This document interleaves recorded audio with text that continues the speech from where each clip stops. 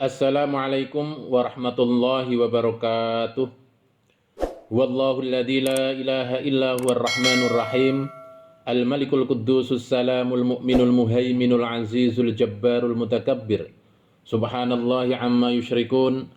Asyhadu an la ilaha illallah wa asyhadu anna Muhammadan abduhu wa rasuluh. Allahumma salli wa sallim wa barik ala sayyidina Muhammadin wa ala alihi wa sahbihi ajma'in. Nawaitu tafaqquhan fid din wa taqarruban ilaika ya Allah wa tabarrukan linaili mardatika ya Rahmanu ya Rahim ya Wahhabu ya Razzaq ya Fattahu ya Alim ya Raqibu ya Mujib innaka ala ma tasha'u qadir biiznika biquwwatika wa binasrika wa linaili mardatika ya dal jalali wal ikram. Anak-anakku semua dan para jamaah sekalian rahimakumullah, setelah selesai mengaji kitab Daqaiqul Akhbar, akan kita lanjutkan balah kitab berjudul Al-Insanul Kamil fi Ma'rifatil Awakhir wal Awail yang ditulis oleh Syekh Abdul Karim bin Ibrahim Al-Jili. Kitab napa nggih? Kitab Al-Insanul Kamil fi Ma'rifatil Awakhir wal Awail. Syekh Abdul Karim bin Ibrahim Al-Jili ini nama lengkapnya adalah Abdul Karim bin Ibrahim bin Abdul Karim bin Khalifah bin Ahmad bin Mahmud Al-Jili. Beliau lahir di Baghdad pada tahun 1356 Masehi dan meninggal di Yaman Utara di Zabid pada tahun 1422 Masehi. Beliau ini masih memiliki pertautan darah dengan Sultanul Aulia Syekh Abdul Qadir Al-Jilani. Anak-anakku semua dan para jamaah sekalian rahimakumullah, untuk memahami kitab Al-Insanul Kamil fi Ma'rifatil Awakhir wal Awail, terlebih dahulu Mbah Mat akan jelaskan tentang maratibul ilmi. Dalam pengajian sebelumnya pernah Mbah Mat jelaskan tentang maratibul akli. Masih ingat kan ya? Maratibul akli, manusia standar itu adalah al-aqlun nutqi, kemudian naik kapasitasnya al-aqlul fi'li, naik kapasitasnya lagi adalah aqlul quwati, dan yang paling tinggi adalah aqlul mustafati. Untuk yang terakhir ini adalah akalnya para al-aulia, para ambiya, para mursalin. Kemudian di bawah standar manusia, ya, aqlun nutqi itu akal manusia akan jatuh ke dalam yang namanya aqlul hayawaniyah dan jatuh lagi menjadi aqlun nabatiyah. Baik, semoga Mbah Mat semoga masih ingat ya apa yang pernah dijelaskan Mbah Mat tentang masalah maratibul akli. Sekarang ini Mbah Mat akan menjelaskan tentang maratibul ilmi, hierarki ilmu pengetahuan. Baik, jamaah sekalian dan anak-anakku semuanya, tentu kita ini memiliki akal. Nah, coba carilah akalmu dalam dirimu. Nah, ilmu akli ini adalah pengetahuan yang diperoleh oleh akal manusia dari sumber ilmu Allah atau disebut dengan ma'danul ilmi. Kemudian ilmu tersebut diamalkannya dengan anggota tubuh kita dan pengamalnya itu menjadi alimun, orang yang ngalim. Artinya kalau misalnya kita semua itu belajar tentang Al-Quran, belajar tentang Al-Hadis, belajar tentang tafsir, belajar tentang fikih dan lain sebagainya, belajar tentang ilmu pengetahuan. Kalau kemudian ilmu tersebut diamalkan, maka pengamalnya itu akan menjadi alimun. Oke ya, paham ya? Kemudian hierarki di atasnya itu adalah ilmul ahwali. Ilmul ahwali ini adalah pengetahuan dari Allah Subhanahu wa taala yang diperoleh oleh hal kondisi kita. Nah, coba cari dalam dirimu bahwa kalian semua, kamu semua itu mempunyai hal, mempunyai kondisi. Contoh misalnya kondisi sedih, kondisi bahagia. Kalau Anda sedih, di mana letak? Sedih itu di mana? Di akal atau di hal? Kalau Anda bahagia, bahagia itu di mana? Di akal atau di hal? Jadi ternyata bahagia sedih itu bukan terletak di akal, nah, tapi di hal. Nah, disitulah carilah hal. Ya, karena hal itu kemudian akan membentuk satu ilmu namanya ilmu ahwal.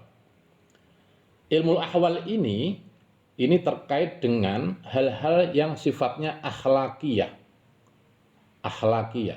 Contoh misalnya as-sidqu, jujur, al-ikhlasu, ikhlas, dan as-sabru, sabar. Ya. Ini wilayah-wilayah yang dapat dicerna oleh hal, ya, oleh kondisi hal dalam kita sehingga kondisi kita itu jujur, ikhlas, sabar, dan lain sebagainya. Nah, pengamalnya ini disebut dengan halimun atau santun. Baiklah, hadis Rasulullah Shallallahu Alaihi Wasallam, innama bu'istu liutammima makarimal akhlak. Sesungguhnya aku Rasulullah diutus itu untuk menyempurnakan akhlak. Nah, disinilah standar umat Muhammad, umat kanjeng Nabi Muhammad itu harus sampai kepada hal-hal yang sifatnya akhlakiyah, tidak hanya sekedar amaliyah tapi harus akhlakiyah, sehingga menjadi orang yang santun.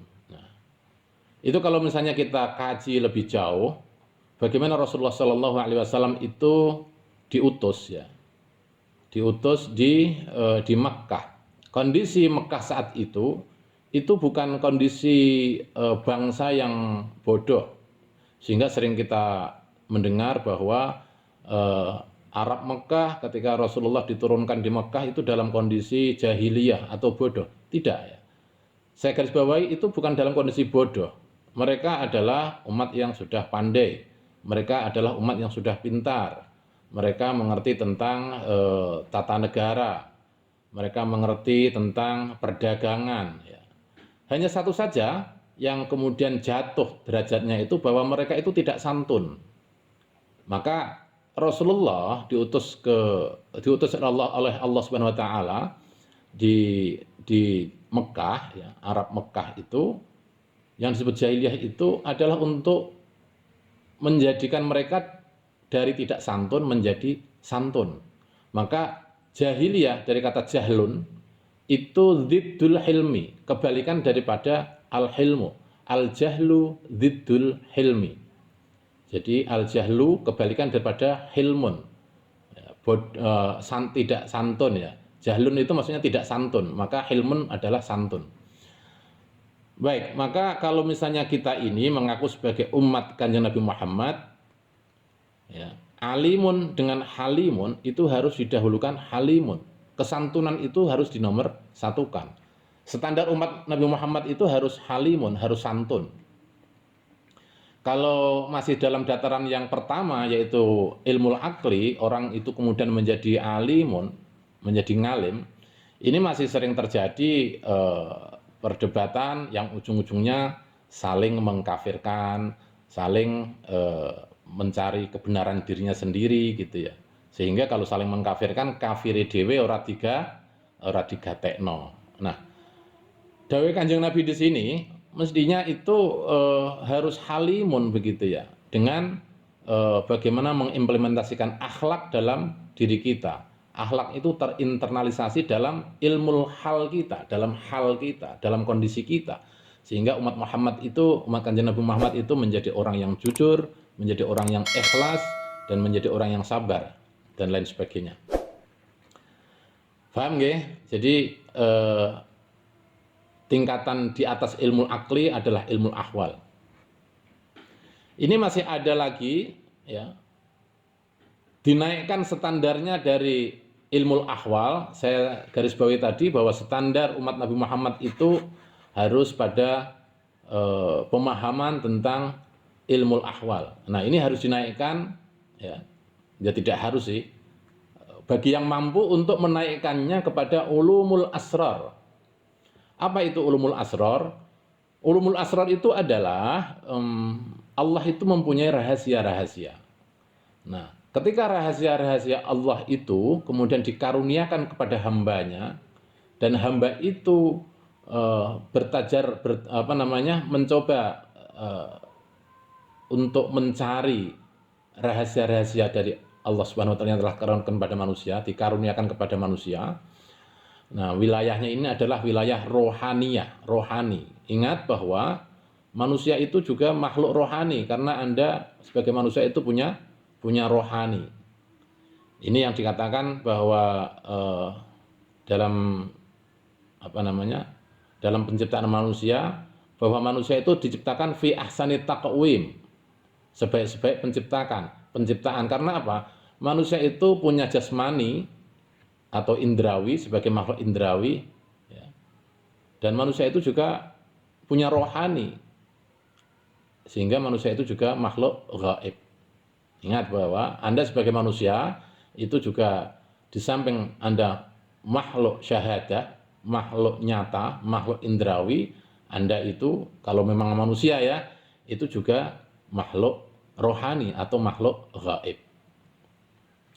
Nah, asrarullah, rahasia-rahasia Allah ini hanya mampu bisa diterima dengan rohani kita sebagai manusia.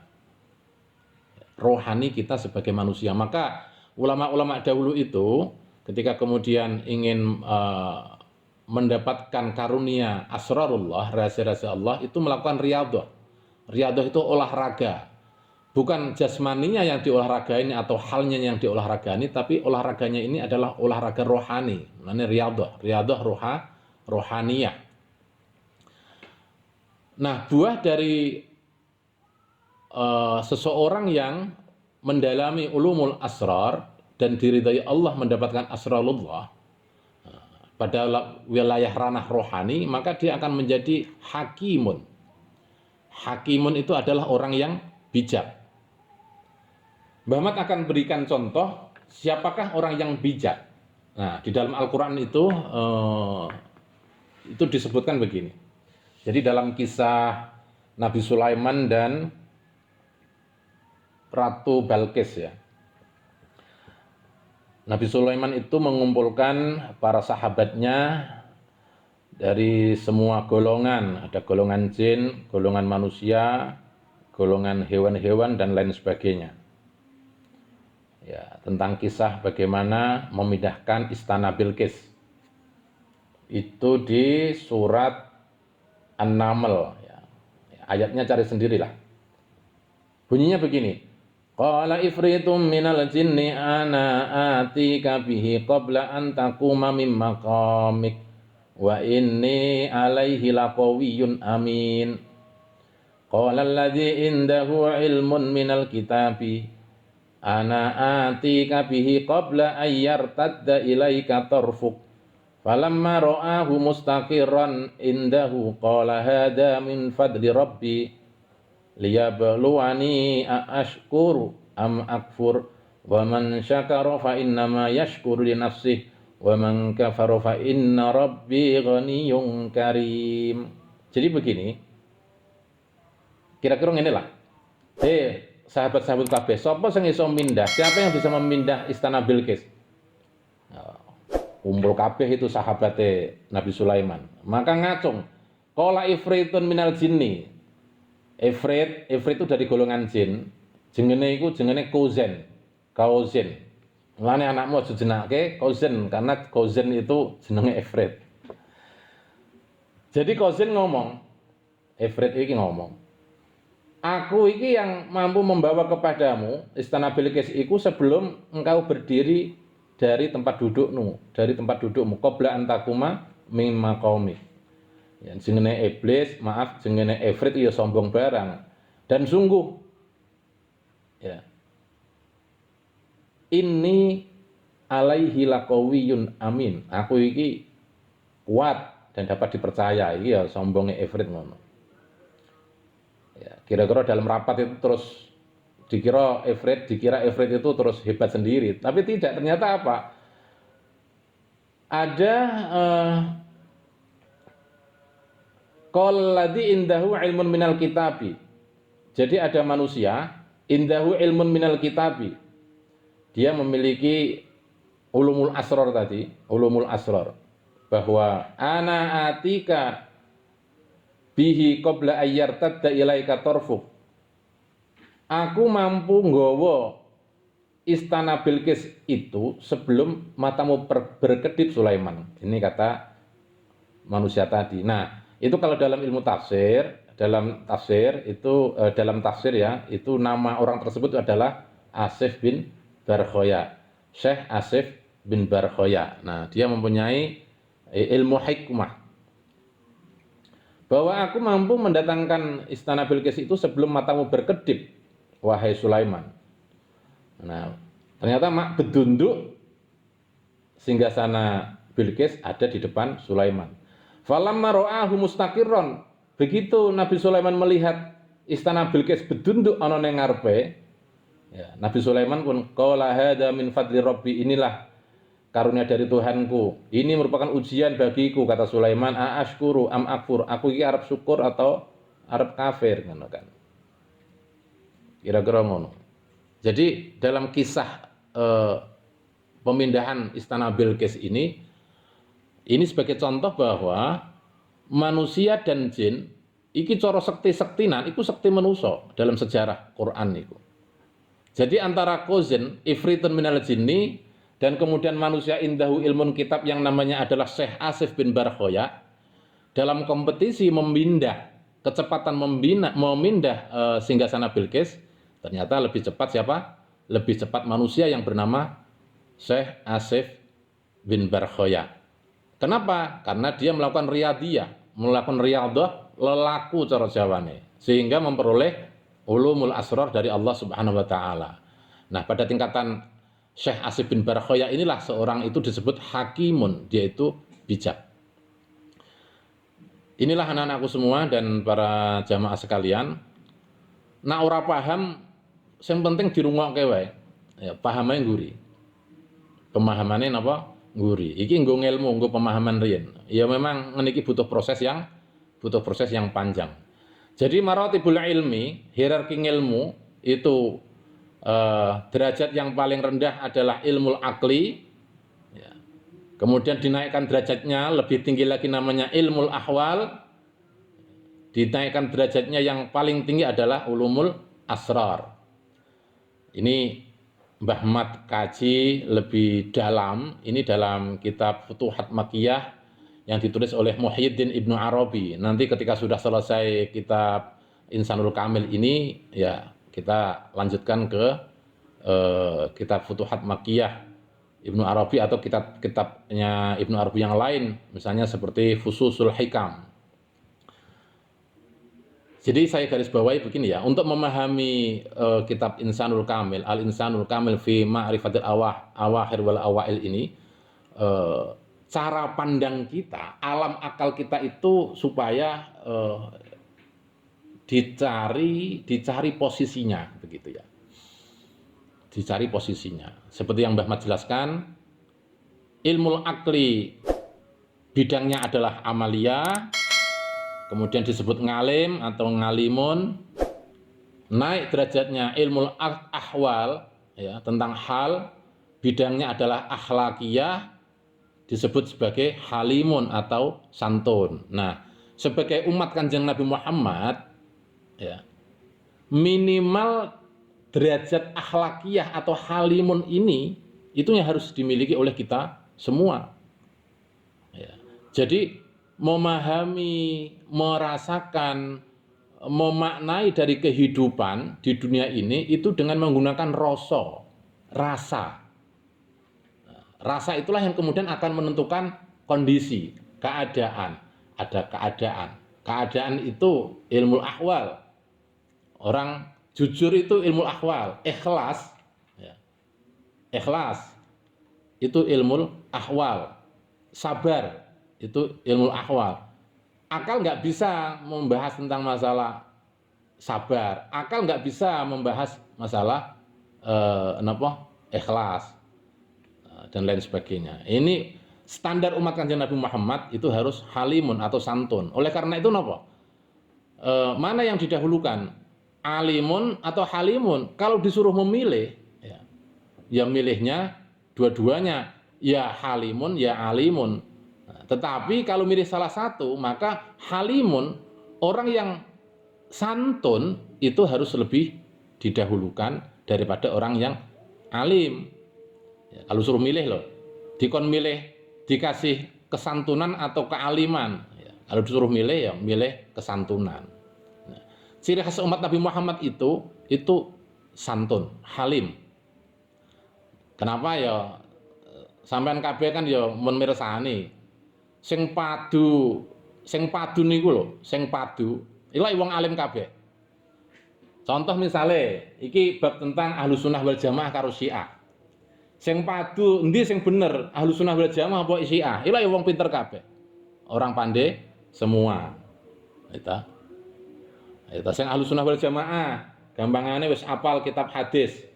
Kitab hadis sing pinten? Kitab hadis misalnya sing songo kutubus tis'ah utawa kitab hadis sing 6 atau kutubus sittah. Sahih Bukhari, Sahih Muslim, Sunan Nasa'i, Sunan Abu Dawud, Sunan Tirmidzi, Sunan Ibnu Majah, ini kutubus sittah. Lha iki gampangane apal 6 kitab kutubus sittah ini itu lah ditakoni ya. Nak nganggo utake, nganggo akale, iku kadang-kadang yo isih ngkafir-ngafirke tiyang ngoten lho.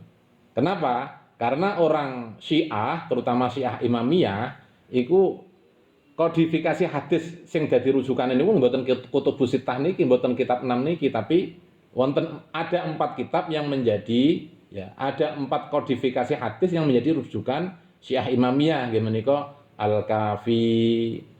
Al-Kafi niku wonten kalih, ada Usulul Kafi, ada Furu'ul Kafi, ada Al-Istibsar, ada Tahdzibul Ahkam, ada Man la yahdruhul faqih. Nah, lho niku lho antara Sunni kali Syiah niki padha pintere. Niku nggih kafir mengkafirkan. Apa meneh kadang-kadang sing masalah cilik-cilik, masalah tahlil, masalah napa sing ngene, kunut, masalah peringatan Maulid Nabi Isra Mi'raj dadi geger. Lah iku sing geger nggih wong alim, nggih, wong alim. Mulane wong alim iki isih kurang. Mesine wong alim niku kudu ditingkatkan ngelmune pada derajat ilmul ahwal sehingga menjadi halimun atau santun. Halimun itu wilayah akhlakiyah. Ngoten. Wis pokoke kudu paham. Iki oleh sinau napa jenenge ngelmu ngeten iki nggih pelan-pelan. Nggih intine ngoten nggih. Jadi umat Kanjeng Nabi Muhammad minimal harus menekankan kesantunan. Mulane karena ana wong Islam kok ora santun, ada orang Islam kok enggak santun, itu dipertanyakan sebagai umat Kanjeng Nabi Muhammad ngoten. Nggih, niku dirasake mawon teng rohani teng jasmani kula panjenengan sedaya. Nah, iki standare. Nah, niki nak wonten nggih tiyang niku sing melakukan lelaku atau riyadhah supaya ilmu ahwal ini naik derajatnya pada tingkatan ulumul asrar. Pada tingkatan apa? Ulumul asrar. Jadi ilmu di mana Allah akan memberikan rahasia-rahasianya kepada hambanya yang melakukan riyadhah, lelaku untuk mencapai. Dan ulumul asrar ini saya tekankan sekali lagi, ini bukan wilayah jasmani, tapi ini adalah wilayah rohani. Rohani itu perlu napa jenenge? Perlu diajak lelaku sehingga dia akan menjadi hakimun, menjadi orang yang bijak.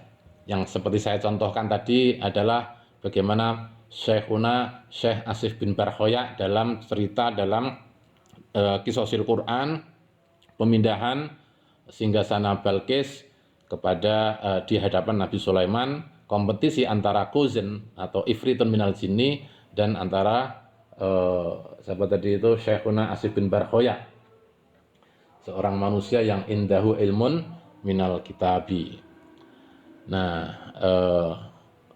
difahami nggih tentang maratibul ilmi. Nah, untuk selanjutnya saya contohkan satu lagi.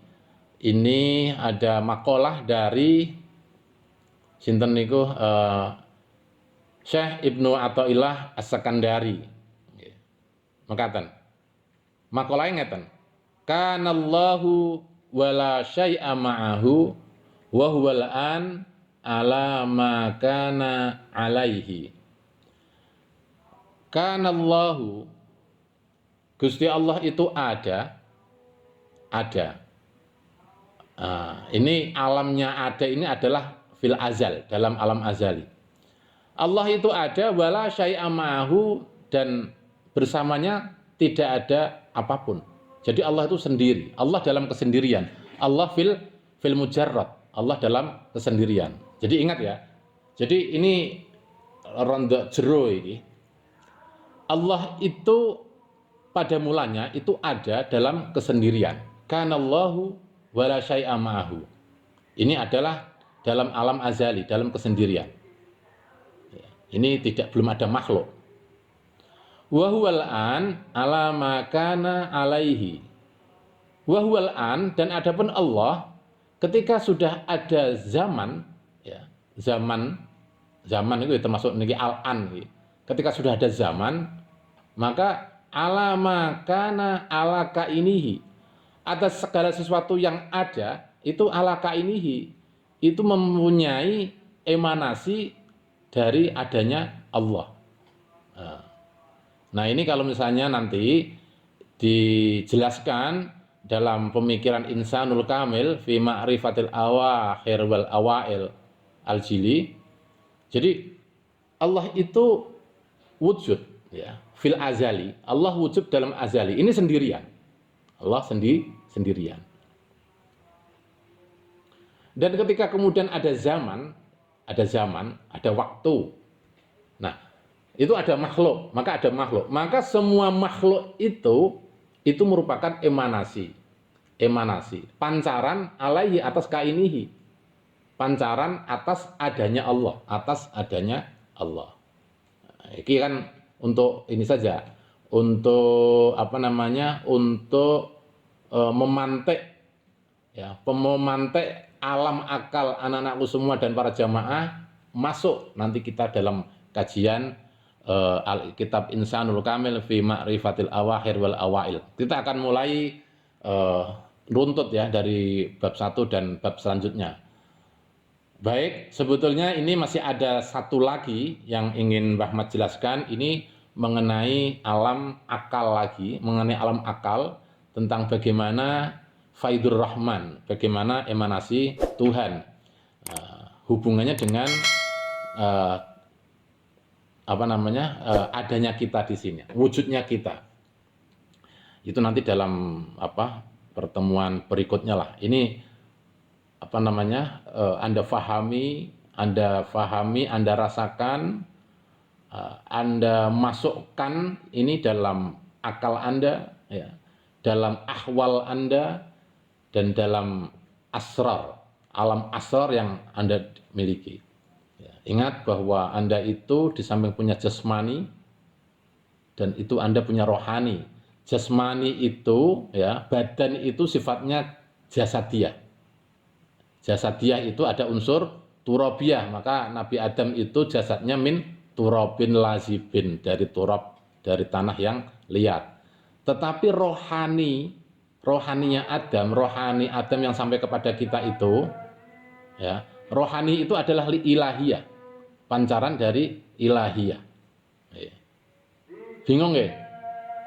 Nah, nggih. Oh ya, alon-alon lah. Mungkin misalnya napa sing ngene maca detail lengkap kitab Insanul Kamil niki lak paham. Niki ampun jam 3 niku. Jam 3 lah, ngenteni sahur ya. Ngaji ini kan ngaji ngenteni sahur. Pripun? Lanjut kembirnya nggih? Nggih. Ngoten mawon. Nggih. Allahumma lakal hamdu wa ilaikal mustaka wa antal musta'an wa la haula wa la quwata illa billahil aliyyil azim. Assalamualaikum warahmatullahi wabarakatuh.